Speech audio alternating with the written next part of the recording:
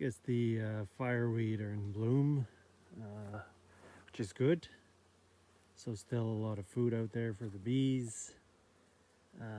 But unfortunately, we're starting to get cold winter, not cold winter, but cold morning temperatures. You can see the zucchini and the pumpkins here took a beating last night. They were calling 9 degrees in Whitehorse. Typically I'd say it's at least 5 degrees cooler here, but it dropped to -1. So they'll recover. There's some decent leaves underneath, but that's what we have to deal with in on any lake road.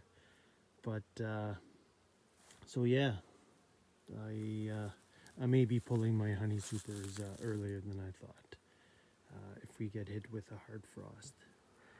So for forage, there's fireweed. I've got about an acre growing wild in the garden here around the house and a couple little meadows.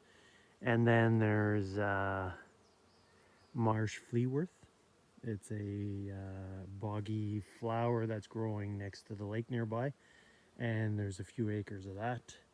And I'd say that's my forage for now. Won't be any much else.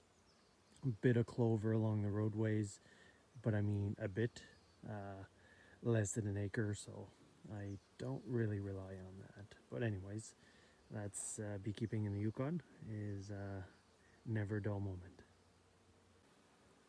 I guess here is my other nectar source. So these yellow flowers, there was another set. I'll write the name down. I keep forgetting what it is, but this is Marsh Fleawort, I believe.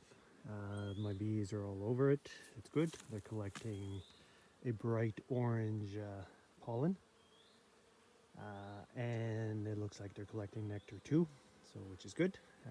Basically, what this smells like is what the colony smells like. So my honey this year will be a combination of this and fireweed, which is great. So it is from the aster family, and yeah, bees are hopping flower to flower, and I'd say they're pretty much all over the place, which is good. So this whole area was flooded for the last couple of years, and the water receded this year. And what I'll come in the fall, I'll clear some more wood to get more sunlight here. There's a little pond down that way, and there's a lake that's probably 2-3 kilometers long just past the inlet there. So, and this is about I don't know, 300 meters from my house, which is good, perfect distance. And other areas of this lake shore has flooded too, so this I'll probably take my drone up this afternoon and have a look at forage pattern.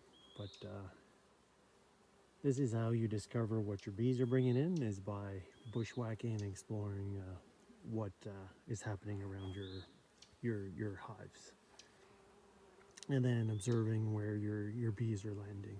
So it's all part of the game. The more you know, the better your decision making becomes. So enjoy the scene. And then another plant is I guess this one here. Again, I'll write the name down. This one's the brassica family. The Marsh Fleawort is in the aster family. Originally in the more sunny areas, it was growing, the bees were on it, and now it's the more shaded areas, but you can see how it does cover the understory quite a bit. So there's acres of that pretty much all around the lake, any open areas that were flooded in the last few years, and my bees are on it. So there's fewer bees, but I do see some of my bees flying on it too, so it's all good. So let's hope for a good honey season.